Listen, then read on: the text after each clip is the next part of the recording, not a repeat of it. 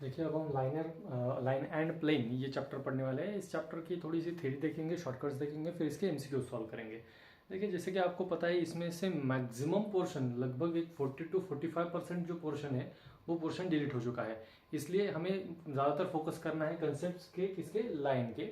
और प्लेन में सिर्फ उसका वेक्टर इक्वेशन या कार्टेशियन इक्वेशन इसका हमें चेक करना है, या ये बार हमें सिर्फ पढ़ना है यहाँ पर। तो देखिए लाइन में क्या आता है, लाइन में सबसे पहले तो कुछ स्पेसिफिक लाइंस होते हैं, जैसे कोऑर्डिनेट एक्सिस। कोऑर्डिनेट एक्सिस का इक्वेशन हम निकालेंगे, जैसे कि एक्स एक्सिस का इक्वेशन हमें पता है, हमने 3D में पढ़ा है, जो हमने वेक्टर्स में पढ़ा था, जिसमें कि अगर x, y, z अगर ये कोऑर्डिनेट्स होते हैं तो उसमें अगर हमारा x एक्सिस का, x कोऑर्डिनेट का अगर हमें कुछ इक्वेशन निकालना है तो वो होता है x is equal to that let us say r, 0, 0। ये जो है ये हमारे कुछ ही कोऑर्डिनेट्स एक्स एक्सिस पे जो पॉइंट है उसके कोऑर्डिनेट्स है। तो r x is equal to r उसका इक्वेशन होता है। y एक्सिस का इक्वेशन बनता है y is equal to r अगर इसके कोऑर्डिनेट्स है 0, r, 0।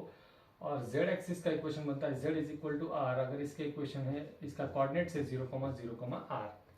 ठीक है, तो ये तो हो गए हमारे particular axis, x axis, y axis और जेड एक्सिस के इक्वेशंस। अब हमें देखना है कि अगर कोई वेक्टर इक्वेशन है किसी लाइन का, तो वो वेक्टर इक्वेशन किस तरह से निकलते हैं। वेक्टर इक्वेशन, और आपको पता है कि ये इसमें दो टाइप के इक्वेशन होते हैं, एक होता है वेक्टर, दूसरा होता है कार्टेशियन। अगर वेक्टर इक्वेशन देखें तो वेक्टर इक्वेशन में दो, उसमें भी एक है कुछ कंडीशंस, जो इसे हमने थ्योरम्स पढ़े, उस थ्योरम्स के अनुसार हमें यहाँ पर कंडीशंस देखने। तो पहला क्या है कि अगर सपोज लेट से कोई एक वेक्टर है जिसका रिजल्टेंट वेक्टर हमें निकालना है, जिसका या किसी लाइन का वेक्टर इक्वेशन आर बार निकालना है, और उसका एक वेक्टर हमें गिवन है कि कौन सा वेक्टर होता है वो विच is passing through a point जिसके पोजिशन वेक्टर लेट से ए बार है और वो किसी एक वेक्टर बी बार को पैरेलल है। ठीक है, तो इसका जो वेक्टर इक्वेशन बनता है are bar is equal to वो होता है a bar plus lambda into B bar, जहाँ पर लैम्बडा क्या होता है वो स्केलर मल्टीपल होता है। हमें पता है ना, दो वेक्टर्स अगर पैरेलल होते हैं तो ये अगर वी बी वेक्टर है तो ये लैम्बडा इंटू बी बार हम कंसिडर करते हैं दो पैरेलल वेक्टर्स।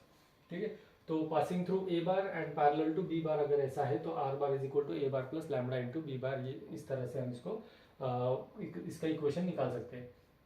अब ये तो हो गया किसी पॉइंट के, अगर पॉइंट का वेक्टर पता है तो वेक्टर निकालना, ये वेक्टर फॉर्मेट। और अगर पॉइंट के कोऑर्डिनेट्स पता है, तो कोऑर्डिनेट्स क्या होते हैं एक्स, वाई, जेड। तो अगर पॉइंट का वेक्टर पता है तो वेक्टर इक्वेशन निकालो, कोऑर्डिनेट्स पता है तो कोऑर्डिनेट वाले। अब ये होता है, और यहाँ पर डायरेक्शन रेशोज, डायरेक्शन कोसाइंस और डायरेक्शन जो हमें पता होती है, जैसे कि हम बोलते हैं कि डायरेक्शन कोसाइंस, इसको हमने DCS, ये हम इसको शॉर्ट फॉर्म भी यूज करते हैं। और वो अगर लेटेस्ट से कंसिडर किया हमने LMN, तो इसका जो कार्टेशियन इक्वेशन है वो कार्टेशियन इक्वेशन बनता है x minus x1 divided by L is equal to y minus y1 divided by M is equal to z minus z1 divided by n। ये इसका कार्टेशियन इक्वेशन हो गया किसका, जे अगर कोई लाइन है, जो लाइन हमें यहाँ पर अगर वेक्टर इक्वेशन की बात करें तो किसी एक पॉइंट से पास होती है, उसका वेक्टर पता है, वेक्टर इक्वेशन पता है, और वो किसी एक बी बार वेक्टर को पैरेलल है, तो उसका रिजल्टेंट वेक्टर बनता है are bar is equal to a bar plus lambda into B bar. और वही उसका कार्टेशियन इक्वेशन बनता है जब उसके पॉइंट्स एक्स, वाई, जेड किसी एक पॉइंट से जब वो पास होती है, उसका पॉइंट अगर पता है और उसके डायरेक्शन कोसाइन LMN अगर पता है, तो वो इक्वेशन बनता है x minus x1 upon L is equal to y minus y1 upon M is equal to z minus z1 upon M। ये तो हो गया हमारा फर्स्ट कंडीशन।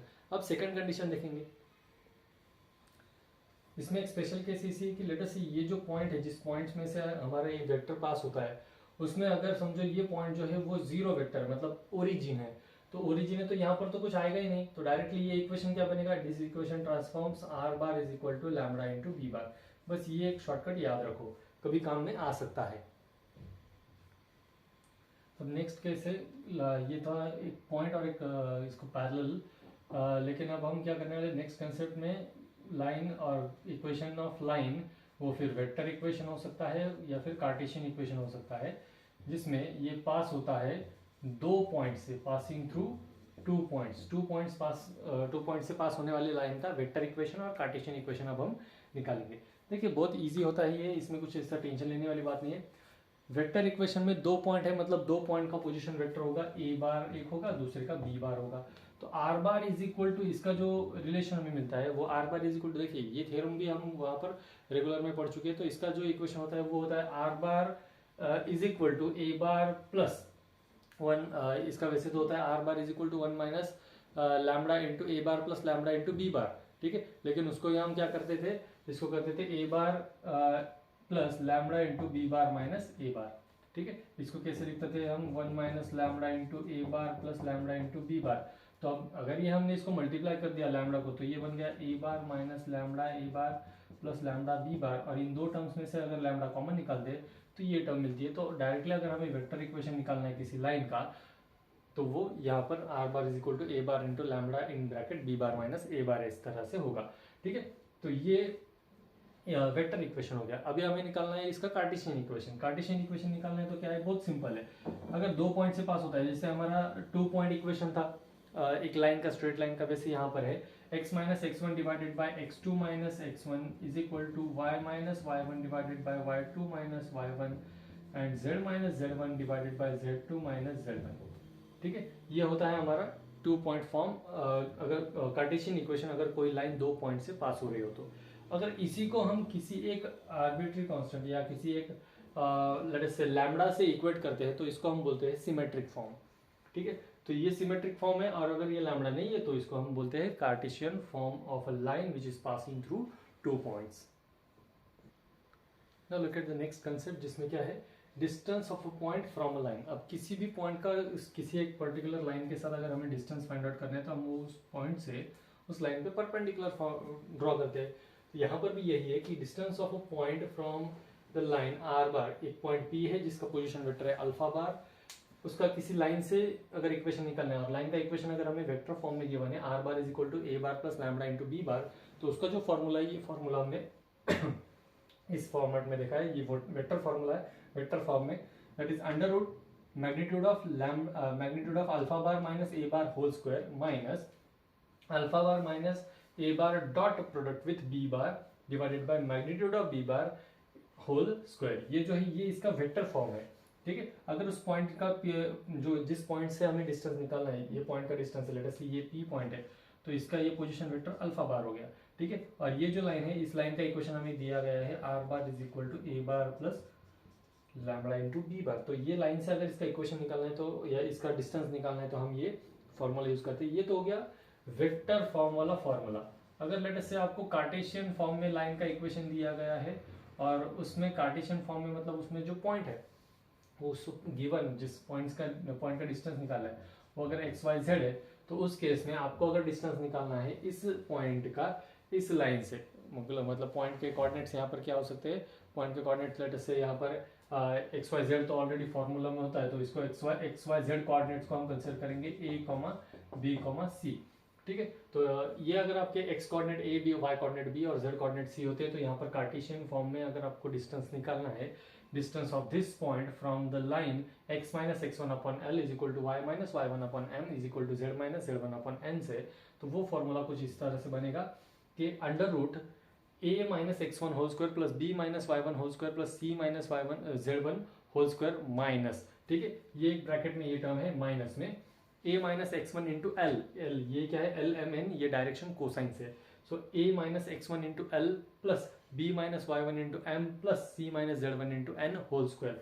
देखिए यहाँ पर क्या है, ये एक ब्रैकेट सिंगल ब्रैकेट का स्क्वायर है, यहाँ पर इन दोनों तीनों टर्म्स का कैलकुलेशन करने के बाद स्क्वायर है, और ये पूरे टर्म जो है वो अंडर रूट में है, ठीक है।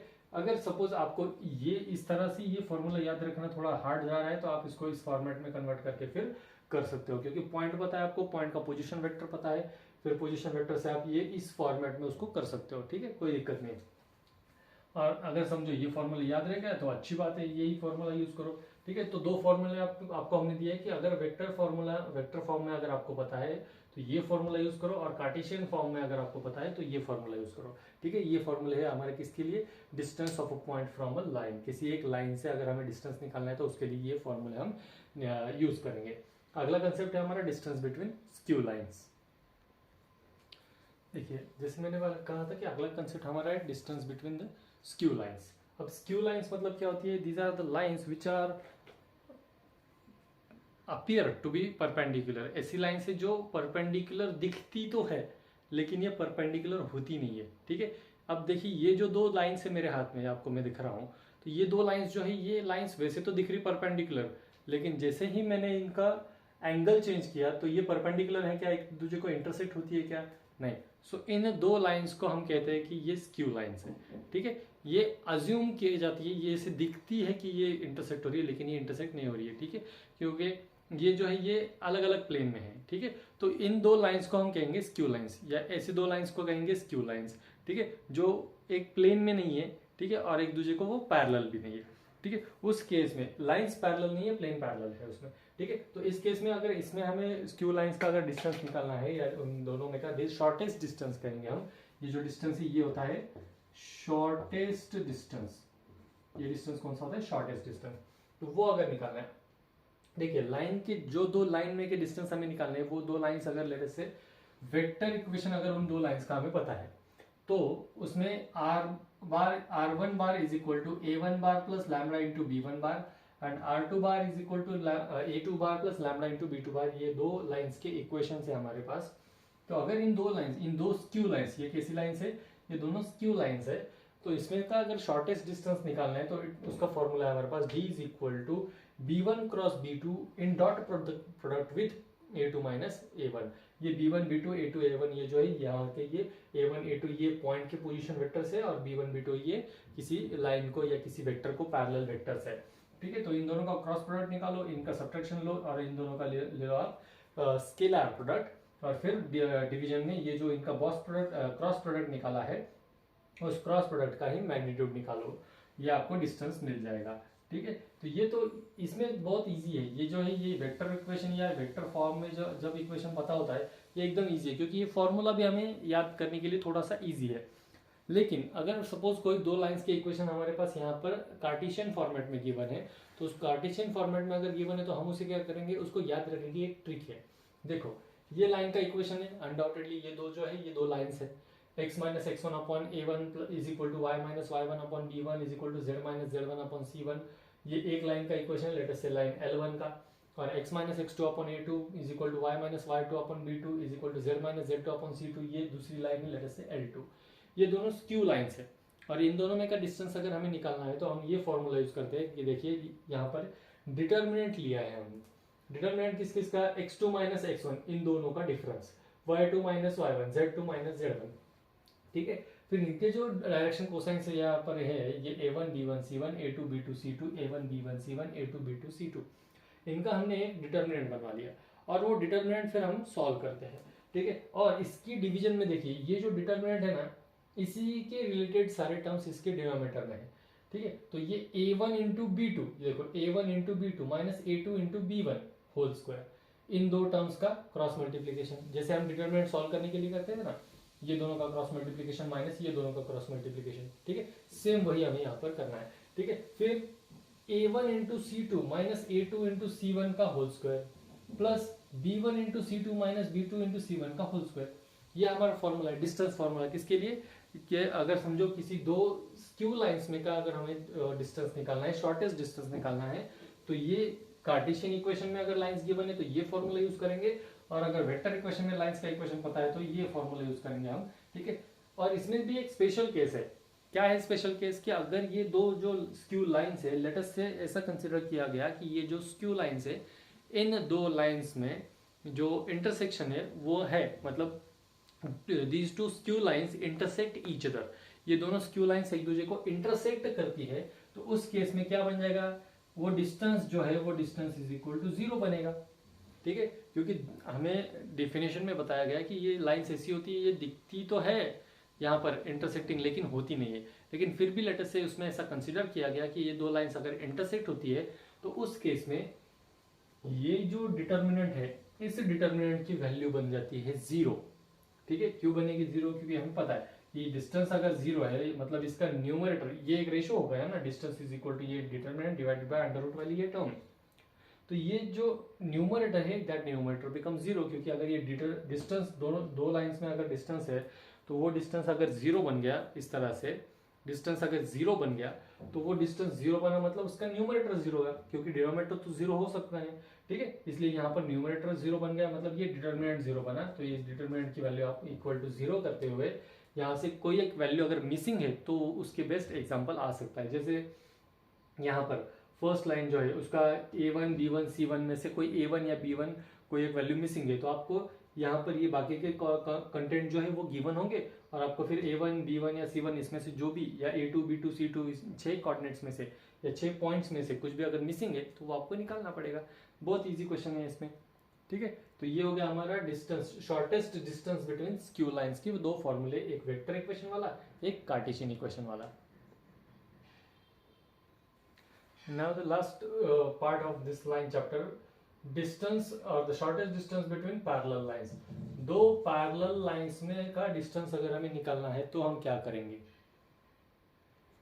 देखिए दो लाइंस अगर पैरेलल है तो उसमें क्या हो सकता है, दो लाइंस पैरेलल है मतलब वो किसी एक सेम वेक्टर को पैरेलल है, ठीक है। लेट अस से यहाँ पर हमने दो पैरेलल लाइंस की इक्वेशन कंसिडर किए हैं, are bar R1 bar and R2 bar. So R1 bar is equal to A1 bar plus lambda into B bar, और R2 bar is equal to A2 bar plus mu into B bar.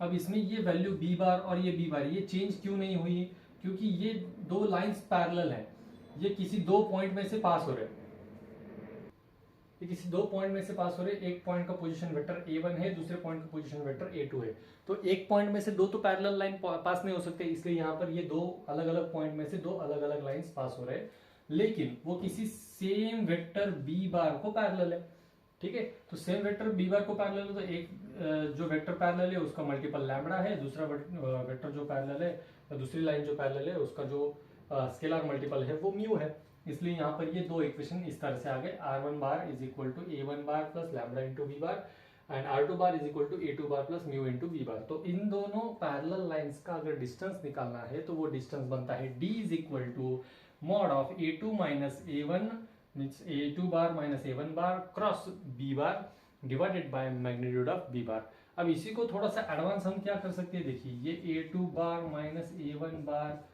Cross, यहाँ पर मैं B cap लिख देता हूँ।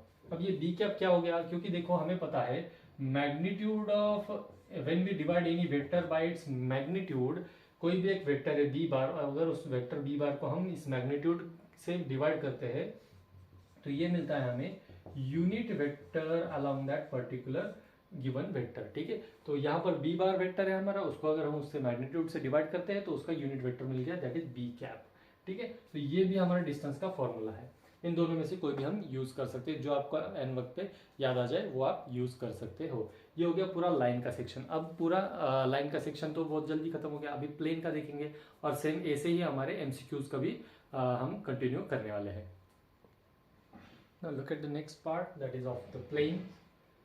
इसमें plane में भी वेक्टर इक्वेशन और कार्टेशियन इक्वेशन ऐसे फॉर्म्स होते हैं, वेक्टर फॉर्म और कार्टेशियन फॉर्म। तो पहला पार्ट है इसमें का इक्वेशन ऑफ प्लेन, जिसमें नॉर्मल फॉर्म में हम देखने वाले हैं वेक्टर इक्वेशन, ठीक है। तो नॉर्मल फॉर्म में आर बार अगर कोई एक वेक्टर है, are bar dot N cap is equal to P, ये इसका नॉर्मल फॉर्म वाला इक्वेशन बनेगा, जिसमें आर बार तो हमें पता है, एन कैप जो है वो होता है, N cap is the normal is the unit vector, N cap is the unit vector along the normal, वो नॉर्मल वाला जो है उसके अलोंग का यूनिट वेक्टर होता है ये हमारा एन कैप, और पी होता है distance of a plane from the origin.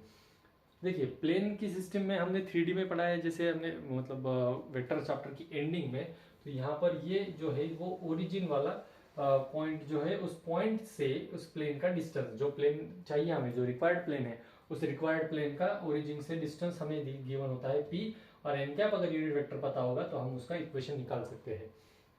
फिर कार्टेशियन फॉर्म, कार्टेशियन फॉर्म में लेट अस से आपको क्या पता है कि यहाँ पर LMN जो है वो डायरेक्शन रेशियोज है, और p मतलब perpendicular distance of that plane from the origin अगर पता है तो आप उसका कार्टेशियन फॉर्म में निकाल सकते हैं, Lx plus My plus Nz is equal to p के फॉर्मेट में। अगर L M N ये डायरेक्शन कोसाइन से, देखिए इस और अगले फॉर्मूले में थोड़ी सी कंफ्यूज आप हो सकते हो। कार्टेशियन फॉर्म में Lx plus My plus Nz is equal to p, जिसमें L M N ये जो है ये अगर डायरेक्शन कोसाइंस अगर आपको पता है तो आप ये फॉर्मूला यूज कर सकते हो, और अगर डायरेक्शन रेशियोज भी पता है तो भी आप निकाल सकते हो। तो अगर ये डायरेक्शन रेशियोज पता है तो ये अगला फॉर्मूला यूज करो, जैसे कि फॉर्मूला क्या है, ax plus by plus cz plus d is equal to 0, these are the direction ratios, ठीक है। तो यहाँ पर ये तो हो गया इक्वेशन जिसमें a b c are the direction ratios of the normal. तो ये नॉर्मल के डायरेक्शन रेशियोज है और यही डायरेक्शन कोसाइन से, देखिए यहाँ पर LMN डायरेक्शन कोसाइन से और यहाँ पर ABC डायरेक्शन रेशियोज है। अगर उस क्वेश्चन में आपको जो भी क्वेश्चन पता होगा, गिवन होगा, उस क्वेश्चन में अगर आपको डायरेक्शन कोसाइन दिए गए हैं तो आप ये फॉर्मूला यूज करो, सेकंड वाला। और अगर आपको डायरेक्शन रेशियोज गिवन है तो आप यहाँ पर ये थर्ड वाला फॉर्मूला यूज करो। ठीक है, दोनों में अलग अलग क्या है, डायरेक्शन कोसाइन और डायरेक्शन रेशियोज। ठीक है, और अगर सपोज आपको फुट ऑफ परपेंडिकुलर निकालने हैं, कहाँ से, कि foot of perpendicular from origin to the plane, आपका ओरिजिन और आपका जो रिक्वायर्ड प्लेन है, उस रिक्वायर्ड प्लेन पे अगर आपको लेटेस्ट से परपेंडिकुलर ड्रॉ किया गया है और उस परपेंडिकुलर का जो फुट होगा उसके पॉइंट के कोऑर्डिनेट्स निकालने हैं, तो वो कोऑर्डिनेट निकालना बहुत ही इजी होता है कि जिसमें L comma L P comma M P comma N P, L M N तो क्या हो गए, एल एम एन होते हैं डायरेक्शन कोसाइंस, और पी क्या होता है P is the distance of the plane from the origin. तो जैसे ये हमारा लाइन में भी था, देखिए ये कंसेप्ट कि distance of a line from origin हम निकाला करते थे, उसी तरह से यहाँ पर अब लाइन की जगह पे क्या आ गया, प्लेन आ गया। तो distance of a plane from your origin is nothing but LP, MP, NP, जहाँ पर L, M, N are direction cosines and P is the distance, perpendicular distance of that particular plane from the origin। ठीक है, तो ये यहाँ तक का plane का हो गया। अभी अगला जो है अगला equation of plane, that is the equation of plane passing through the given point and perpendicular to the given vector। अब ये क्या था, ये नॉर्मल वाला था। अब अगला क्या है, किसी एक पॉइंट में से पास हो रहा है और किसी एक प्लेन को परपेंडिकुलर है। Now look at this equation of plane passing through a given point and perpendicular to a given vector. किसी एक गिवन पॉइंट में से पास हो रहा है और किसी एक गिवन वेक्टर को परपेंडिकुलर है, इस तरह से हमें इस प्लेन का इक्वेशन निकालना है। उसमें भी देखिए दो वेक्टर इक्वेशन, कार्टेशियन इक्वेशन। अगर हमें वेक्टर इक्वेशन चाहिए तो उसके लिए क्या क्या पार्ट होना चाहिए कि are bar dot N bar is equal to a bar dot N bar, ये हमारा उसका फॉर्मूला है, जिसमें हम और क्या लिख सकते हैं इसको ऐसे, अगर ये are bar dot N bar minus A bar dot N बार, दोनों टर्म्स अगर मैंने एक साइड में ले लिए तो इसमें इक्वेशन बन जाएगा R bar minus A bar dot N bar is equal to 0। ठीक है, क्योंकि हमें पता है ये जो डॉट प्रोडक्ट होता है ये एसोसिएटिव होता है। ठीक है, तो यहाँ पर एन बार मतलब क्या है, it is nothing but the normal to the vector. ठीक है, जो ये वेक्टर है जहाँ पे वो परपेंडिकुलर है तो उस परपेंडिकुलर वेक्टर को ये नॉर्मल है, और ए बार मतलब जिस पॉइंट में से वो पास हो रहा है उस पॉइंट का पोजीशन वेक्टर है। ठीक है, तो गिवन कंडीशन के अकॉर्डिंगली आप यहाँ पर फॉर्मूला यूज करोगे और उसको सॉल्व करोगे। फिर अगर सपोज कार्टेशियन इक्वेशन निकालने के लिए कहा गया है, तो कार्टेशियन इक्वेशन के लिए हम क्या करेंगे कि are bar is equal to X I cap plus Y J cap plus Z K cap, A bar जिस पॉइंट में से पास हो रहा है उसका पोजीशन वेक्टर हम कंसीडर करेंगे x1 i cap plus y1 J cap plus z1 k cap, और फिर अगर जो नॉर्मल है उस नॉर्मल में a i cap plus b j cap plus c k cap, ऐसे उसके position vectors a r bar, a bar और एन बार कंसीडर करेंगे, जिसमें से ए बी सी मतलब क्या है, A B C are the direction ratios of that particular normal. ठीक है, तो उसमें जो कार्टेशियन इक्वेशन मिलेगा वो कार्टेशियन इक्वेशन क्या होगा, a into X minus X one plus B into Y minus Y one plus C into Z minus Z one is equal to 0। ठीक है, इसी में अगर A B C direction ratios की जगह पे अगर डायरेक्शन कोसाइंस अगर हमें पता होंगे तो उसका फॉर्मूला बनेगा x minus X one into L plus Y minus Y one into M plus Z minus Z one into N is equal to 0। तो ये हो गया हमारा प्लेन का, अगर प्लेन किसी एक गिवन पॉइंट में से पास हो रहा है और किसी एक गिवन वेक्टर को परपेंडिकुलर है तो उसका इक्वेशन निकालने के कुछ टाइप्स। ठीक है, तो वेक्टर इक्वेशन के लिए तो एक ही है, लेकिन कार्टेशियन में अगर डायरेक्शन रेशियोज पता है तो आप इसे फाइंड आउट करोगे, और डायरेक्शन कोसाइन पता है तो इस तरह से ये फॉर्मूला यूज करके आप फाइंड आउट कर सकते हो। Look at this, next part is the equation of plane passing through the point and parallel to the two non-zero non-parallel vectors। हमें ऐसे प्लेन का इक्वेशन निकालना है जिसका क्या है, जो एक गिवन पॉइंट में से पास होता हो और दो ऐसे वेक्टर्स को वो पैरेलल हो जो नॉन जीरो है और नॉन पैरेलल है। ठीक है, तो इस केस के लिए हमें क्या क्या करने कंसिडर करना पड़ेगा, एक पॉइंट का पोजीशन वेक्टर, दो नॉन जीरो वेक्टर्स, मतलब एक पॉइंट का पोजीशन वेक्टर एक होगा और नॉन जीरो वेक्टर्स के दो, मतलब ऐसे हम ए बार बी बार और सी बार ऐसे 3 वेक्टर्स कंसिडर करेंगे। फिर वो वेक्टर फॉर्म क्या बनता है हमारा, r bar dot b cross c bar is equal to a bar dot b cross c. ठीक है, दैट मीन्स यही एक बॉक्स प्रोडक्ट का भी यही होता है, क्योंकि बॉक्स प्रोडक्ट में हमें पता है कि दो वेक्टर्स का क्रॉस प्रोडक्ट और उसके साथ एक डॉट प्रोडक्ट में होता है दो वेक्टर्स का क्रॉस प्रोडक्ट और उसके साथ एक डॉट प्रोडक्ट अगर हो तो उसी को हम बॉक्स प्रोडक्ट बोलते हैं।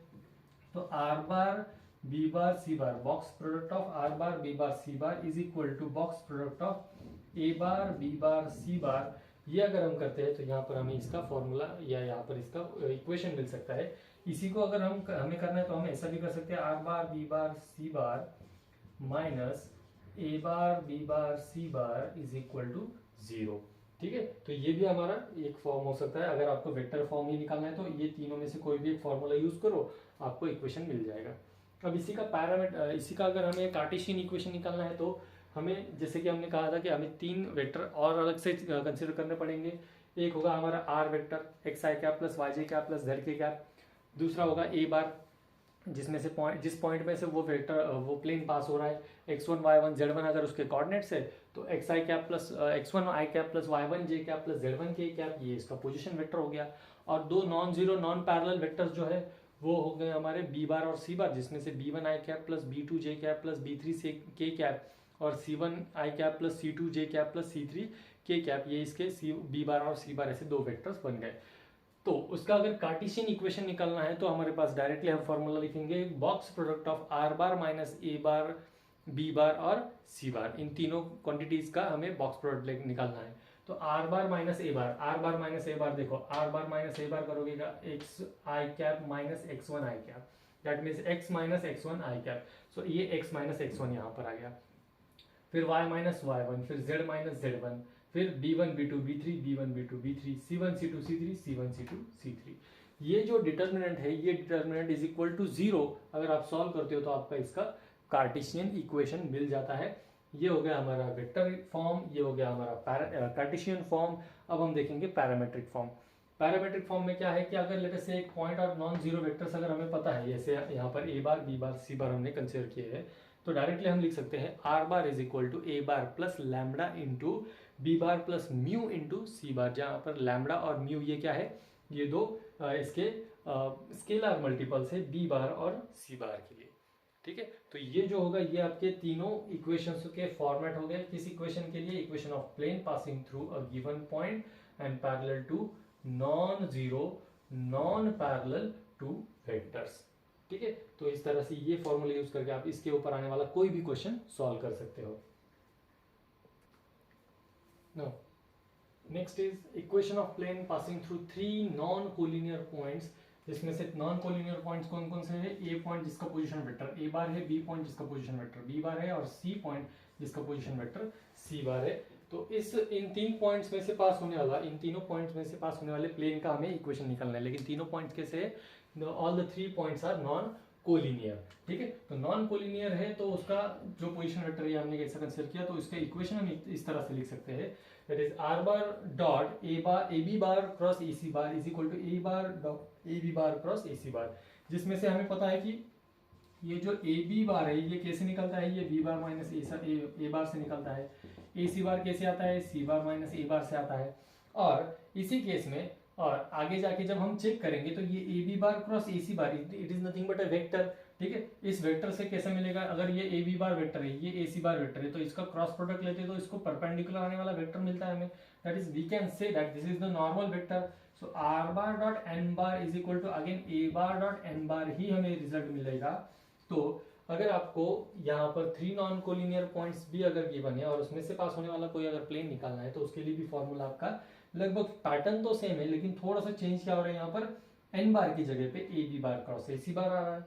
ठीक है, तो ये याद रखने के लिए एकदम इजी स्टेप है कि जिस तीन पॉइंट्स में से वो पास हो रहा है उसके पोजीशन वेक्टर निकाल लो और उसमें से ए बी बार ए सी बार निकालो और उनका क्रॉस प्रोडक्ट लेकर आप ऐसे सॉल्व कर सकते हो। अब ये तो हो गया वेक्टर फॉर्म। अगर कार्टेशियन फॉर्म चाहिए हमें तो कार्टेशियन फॉर्म तो एकदम ईजी है, अभी तक जितने भी पढ़े हमने उसमें कार्टेशियन फॉर्म ही ईजी है। तो यहाँ पर अगर तीन पॉइंट्स ऐसे हैं, A point x1, y1, z1, B point x2, y2, z2 और C point x3, y3, z3, अगर इस तरह से आपके तीन पॉइंट्स है जो नॉन कोलिनियर है और उसमें से पास होने वाले अगर प्लेन का आपको इक्वेशन चाहिए कार्टेशियन फॉर्म में, तो आप क्या करोगे? उसका डिटर्मिनेंट बनाओगे। डिटर्मिनेंट में से x minus x1, y minus y1, z minus z1। ठीक है, फिर दूसरा बी पॉइंट, फिर x2 minus x1, y2 minus y1, z2 minus z1, फिर x3 minus x1, y3 minus y1, z3 minus z1। ये जो डिटर्मिनेंट मिलेगा, इस डिटर्मिनेंट को सॉल्व करवा लो, इक्वल टू 0 करते ही आपको इसका जो मिलेगा equation, that will be the Cartesian equation of plane which is passing through 3 non collinear points. देखिए कितना इजी है, अलग अलग टाइप है, 2-4 अलग अलग टाइप है प्लेन के इक्वेशन में, लेकिन वो सारे के सारे इजी है, इसलिए इसमें आपको टेंशन लेने वाली ऐसी कोई बात नहीं है। देखिए ये है लास्ट कंसेप्ट, क्योंकि इसके बाद के आपको भी पता है कि सारे कंसेप्ट जो है वो हमारे सिलेबस में से डिलीट किए गए हैं। तो क्या है, equation of plane passing through the intersection of two planes. अब तक हमने देखा कि plane passing through a point and parallel to a vector, फिर parallel to parallel and non zero two vectors, फिर दो तीन अलग अलग नॉन कोलिनियर पॉइंट्स में से पास होने वाला प्लेन, उसका वेक्टर इक्वेशन। अब यहाँ पर क्या है, यहाँ पर है passing through the intersection of two plane, दो अलग अलग प्लेन है, उनके इंटरसेक्शन में से पास होने वाला जो प्लेन है उसका इक्वेशन हमें फाइंड आउट करना है। तो उसमें से वेक्टर इक्वेशन पहले देखेंगे कि अगर प्लेन 1 है उसका वेक्टर इक्वेशन है r bar dot n1 bar is equal to d1 bar, और दूसरा प्लेन है उसका इक्वेशन है r bar dot n2 bar is equal to d2 bar. अगर ये दो इक्वेशन है हमारे जिनका इंटरसेक्शन हो रहा है, तो जो रिक्वायर्ड प्लेन है उसका इक्वेशन बनता है हमारा r bar dot n1 bar plus lambda into n2 bar is equal to d1 bar plus lambda into d2 bar. यहाँ पर ये जो n1 बार n2 बार d1 बार d2 बार वैल्यूज है, वहां पर आपको ये इनका एडिशन लेना है और बस लैम्बडा एक पैरामीटर कंसीडर करना है। ठीक है, एक लैम्बडा पैरामीटर कंसीडर करते हुए आपको ये फॉर्मूला, इस फॉर्मूले में वो वैल्यूज पुट अप करके कैलकुलेशन करवा देने हैं, उसमें आपको ये इक्वेशन मिल जाएगा, equation of required plane which is passing through the intersection of two planes. ये तो हो गया वेक्टर इक्वेशन। अब देखेंगे कार्टेशियन इक्वेशन। कार्टेशियन इक्वेशन में क्या होता है, Cartesian equation of a plane a1x plus b1y plus c1z plus d1 is equal to 0, और वही दूसरा प्लेन बनेगा a2x plus b2y plus c2z plus c2 plus d2 is equal to 0। ठीक है, तो ये दो प्लेन से जो इंटरसेक्ट हो रहे हैं, और इन दोनों प्लेन्स को मिलाकर अगर हमें जो इंटरसेक्टिंग प्लेन्स के जो पॉइंट ऑफ या जो लाइन बनेगी इंटरसेक्शन, उस लाइन में से पास होने वाला अगर वेक्टर या पैरामीटर, सॉरी नॉट पैरामीट्रिक, अगर कार्टेशियन इक्वेशन अगर हमें निकालना है किसी प्लेन का, तो वो इक्वेशन होगा a1x plus b1y plus c1z plus d1 plus lambda into a2x plus b2y plus c2z plus d2 is equal to 0। ये बनेगा हमारा कार्टेशियन इक्वेशन, जिसमें लैम्बडा जो यहाँ पर पैरामीटर था वो यहाँ पर भी पैरामीटर ही होगा। अब इसके बाद हम देखेंगे कुछ शॉर्टकट्स, इस चैप्टर के रिलेटेड कुछ शॉर्टकट्स, बाद में हम एमसीक्यू सॉल्व करना स्टार्ट करेंगे। देखिए कुछ शॉर्टकट्स अब हम देखने जा रहे हैं। शॉर्टकट्स के लिए आपको पता होना चाहिए कि एक जनरल पैरामीट्रिक हो या कार्टेशियन वाला हो या कोई एक इक्वेशन, मतलब प्लेन का इक्वेशन किस तरह से होता है। तो प्लेन के बारे में अगर शॉर्टकट बताने जाओ, तो अगर ये है आपका प्लेन का equation ax plus dy plus cz plus d is equal to 0, तो किसी भी इक्वेशन का किसी पर्टिकुलर प्लेन के साथ, पर्टिकुलर प्लेन मतलब हमारा yz प्लेन, xz प्लेन या xy प्लेन, उस प्लेन के साथ अगर हमें इक्वेशन निकालना है, तो equation of plane which is perpendicular to the coordinate plane, अगर ये सपोज किसी कोऑर्डिनेट प्लेन को परपेंडिकुलर है या पैरेलल है लेट अस से, तो उसका इक्वेशन निकालना है तो क्या करेंगे। देखिए equation of plane which is perpendicular to yz plane, perpendicular to yz plane, अगर कोई प्लेन yz प्लेन को परपेंडिकुलर है और x एक्सिस को पैरेलल है, ठीक है, yz प्लेन को परपेंडिकुलर और अगर x एक्सिस को पैरेलल है, तो इसका इक्वेशन हमें मिलता है that is by plus cz plus d is equal to 0। ये हो गई फर्स्ट कंडीशन। सेकंड कंडीशन, अब देखिए yz प्लेन को अगर परपेंडिकुलर, तो यहाँ पर क्या हो गया, x एक्सिस को पैरेलल, x एक्सिस को पैरेलल मतलब यहाँ की x की टर्म निकल गई। वही अगर समझो y एक्सिस को पैरेलल है और xz प्लेन को परपेंडिकुलर है, y एक्सिस को पैरेलल है तो यहाँ पर dy की टर्म नहीं रहेगी, z एक्सिस को पैरेलल है तो cz की टर्म नहीं रहेगी। ठीक है, ये बात आपको याद रहनी चाहिए। xz प्लेन को अगर लेट अस से परपेंडिकुलर है, xz प्लेन को परपेंडिकुलर और y एक्सिस को पैरेलल अगर है, तो यहाँ पर क्या रहेगा, यहाँ पर y की टर्म नहीं रहेगी, मतलब ये होगा ax plus cz plus d is equal to 0। तीसरी कंडीशन क्या होगी, xz हो गया, अभी xy perpendicular to xy plane, अगर किसी परपेंडिकुलर कोई एक प्लेन अगर आपका परपेंडिकुलर टू xy प्लेन है and parallel to z axis है, पैरेलल टू जेड एक्सिस, तो उस केस में उसका इक्वेशन बनेगा a x plus B Y plus D is equal to 0। ये तीन मेन हमारे शॉर्टकट्स है, और भी हमारे पास शॉर्टकट है, लेकिन ये अच्छे से याद रखो क्योंकि क्वेश्चन में ये वर्डिंग आती है, ये डायरेक्टली फाइंड आउट करने के लिए नहीं आता। क्वेश्चन में वर्डिंग होती है कि लेट अस से ये जो रिक्वायर्ड प्लेन है, that required plane is perpendicular to Y Z और एक्स जेड और एक्स वाई प्लेन, और parallel to X axis, parallel to Y axis और पैरेलल टू जेड एक्सिस। ये दो कंडीशंस वहां क्वेश्चन में गिवन हो सकते हैं। देखिए इससे पहले वाले जो कंडीशन हमने देखे थे उसमें क्या था कि परपेंडिकुलर टू प्लेन था एंड पैरेलल टू एक्सिस। अब इसके अपोजिट करेंगे हम, क्या होगा इसका opposite, perpendicular to axis and parallel to plane. अगर परपेंडिकुलर टू एक्सिस और पैरेलल टू प्लेन है तो ये जो इक्वेशन है, ये इक्वेशन क्या बनते हैं वो देखिए। तो कोई भी प्लेन हो, वो प्लेन अगर लेट्स से हम कंसीडर करते हैं तो अगर parallel to Y Z plane है एंड परपेंडिकुलर टू अगर एक्स एक्सिस है, तो उसका जो इक्वेशन मिलेगा वो इक्वेशन होगा हमारा directly x is equal to a. देखिए यहाँ पर क्या है, x का जो कोएफिशिएंट है a, तो वो मिलेगा हमें x is equal to A. Similarly अगर कोई एक्स जेड प्लेन को पैरेलल है और y एक्सिस को परपेंडिकुलर है, तो इसका इक्वेशन मिलेगा हमें directly y is equal to B. और अगर कोई एक्स वाई प्लेन को पैरेलल है और z एक्सिस को परपेंडिकुलर है, तो उसका डायरेक्टली इक्वेशन क्या मिलेगा हमें, z इज इक्वल टू सी। ठीक है, तो ये इस तरह से ये तीन और पहले वाले तीन दोनों में चेंज क्या देखिए, पहले में परपेंडिकुलर टू प्लेन और पैरेलल टू एक्सिस था, यहाँ पर परपेंडिकुलर टू एक्सिस और पैरेलल टू प्लेन है। दोनों में थोड़ा थोड़ा स्लाइटली चेंज है। ठीक है, तो ये वर्डिंग में थोड़ा सा वो हमें कंफ्यूज करने के लिए इस तरह की वर्डिंग देकर फिर ऑप्शन में चेंज करवा सकते हैं, इसलिए ये भी शॉर्टकट आपको याद रखना जरूरी है। नाउ वेरी स्पेशल कि अगर कोई प्लेन ओरिजिन से पास हो रहा है, in plane is passing through origin, तो हमें पता है जैसे कि लाइन के इक्वेशन में अगर कोई लाइन अगर ओरिजिन से पास होती है तो उसका कांस्टेंट 0 होता है।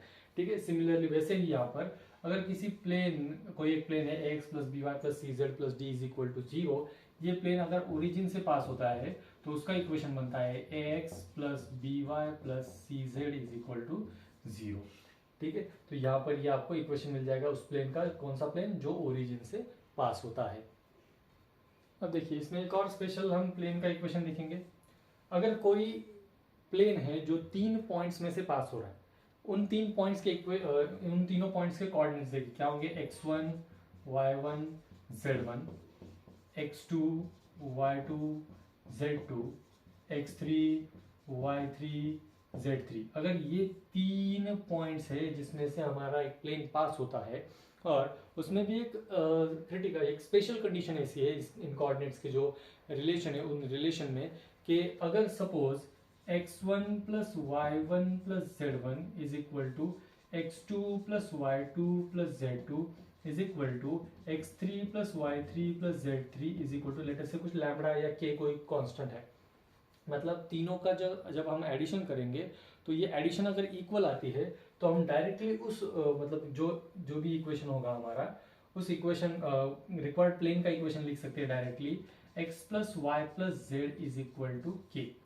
ये आपका डायरेक्टली उस प्लेन का इक्वेशन मिलेगा। किस प्लेन का इक्वेशन, जिसकी ये 3 पॉइंट्स है और उनकी ये वो जो तीनों पॉइंट्स है वो ये कंडीशन फॉलो कर रहे हो।